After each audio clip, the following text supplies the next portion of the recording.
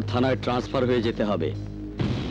সেখানে জনতার দাঙ্গা থামাতে গিয়ে আমাদের একজন তরুণ অফিসারকে প্রাণ হারাতে হয়েছে। জনতাকে শান্ত করতে না পারলে কত লোক যে মারা যাবে আমি তা ভাবতেও পারছি না।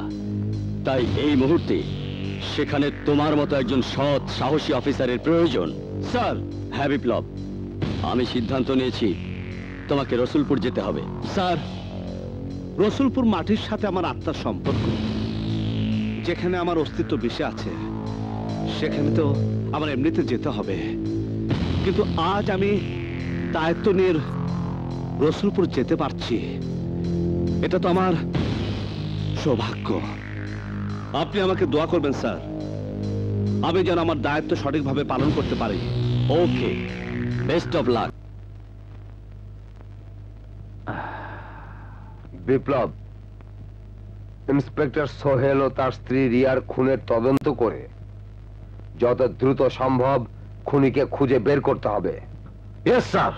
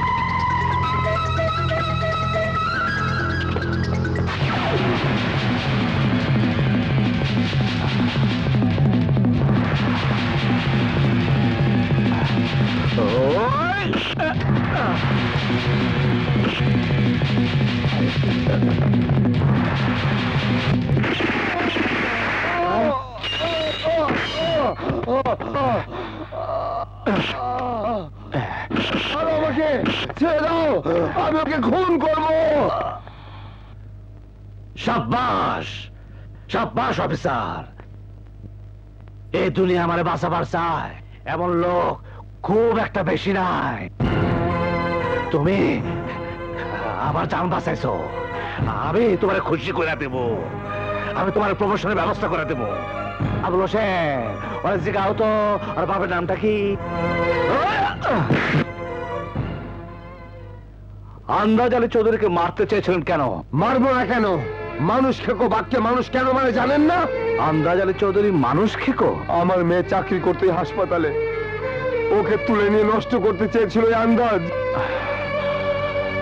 ওকে বাঁচিয়েছিল ইন্সপেক্টর সোহেল, চেয়েছিল রিয়ার সাক্ষী নিয়ে আন্দাজকে শেষ করে দিতে, কিন্তু আন্দাজ ওকে বাঁচতে দেয়নি আমার মেয়েকে। বাবা হয়ে আমি আমার মেয়ের হত্যার প্রতিশোধ নিতে পারছি না। আমাকে আপনি মেরে ফেলুন অফিসার, আমাকে আপনি মেরে ফেলুন। আন্দাজের বিরুদ্ধে প্রতিশোধ নেবার ইচ্ছা অনেকেরই আছে। আন্দাজ মরবে, আজ না হোক কাল।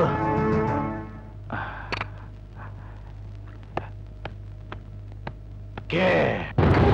হারামি, এক হারামি পুলিশ অফিসার। Hello junior. হ্যাঁ হ্যাঁ,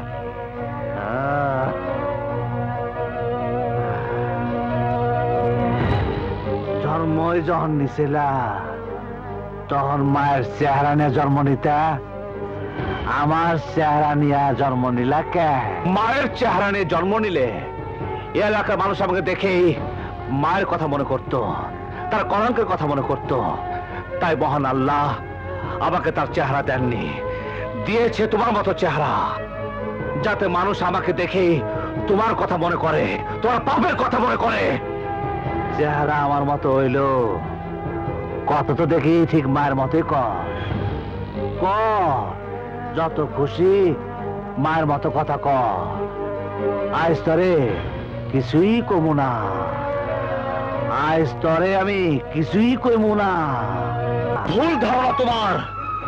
তোমাকে বাঁচানোর জন্য ওই লোকটার উপর আমি গুলি চালাইনি, আমি গুলি চালিয়েছি স্রেফ নিজের জন্য।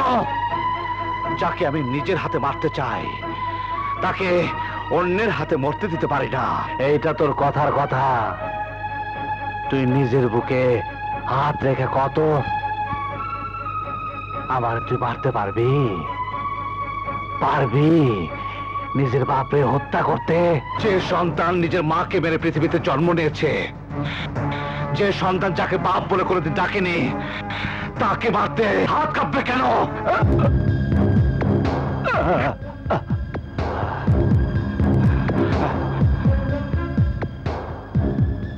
হাতটা তুইরা একটু তুলবি?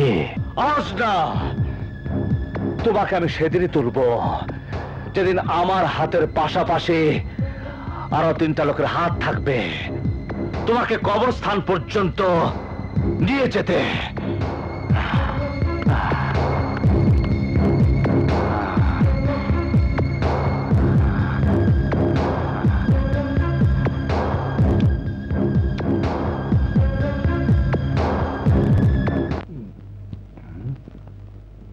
আরে অনেক গোলাম, কি জ্যোতিষ আনলি? 1 ঘন্টা ধরে আমার ভবিষ্যৎ খুঁজতেছে, আর এতক্ষণ তো আমি পুরা দেশে ভবিষ্যৎ করে দিতে পারতাম। না না, উনি খুব ভালো জ্যোতিষ। জীবন ভাই, একটু তাড়াতাড়ি করো, অনেকক্ষণ তো হয়ে গেল। তাড়াতাড়ি কও জ্যোতিষী ভাই, আমার গ্রহ নক্ষত্র কোন দিকে ভাল পারতাছে? আপনার ভবিষ্যতের কথা আপনি না জানেই ভালো আন্দাজ সাহেব। কেন আমার সামনে সত্য কথা কইতে সাহস পাইতেছেন না? সত্য কথা বলতে সাহসের প্রয়োজন হয় না আন্দাজ সাহেব, সত্য কথা সহ্য করার জন্য সাহসের প্রয়োজন হয়। আরে কোন রকম ভয় পায়েন না, যা কর কয়ে যান। আপনার ভালোর দিন শেষ। আপনার উপর গ্রহ নক্ষত্রের কুপ্রভাব শুরু হয়ে গেছে। আপনার সংসারে শুরু হবে অশান্তি। এবছরই আপনার স্ত্রী বিয়োগ হবার আশঙ্কা আছে। এমনকি বছরের শেষে আপনার মৃত্যুর আশঙ্কাও আছে। এসব আমি না, আপনার জন্মকুণ্ডলী বলছি। মানুষের জন্মকুণ্ডলীর হিসাব কইতাছ জ্যোতিষ?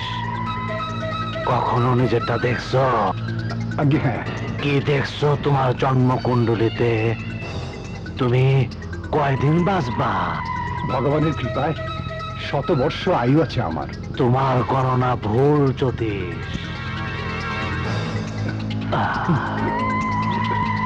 আমি অহনি সেটা প্রমাণ করে দেব।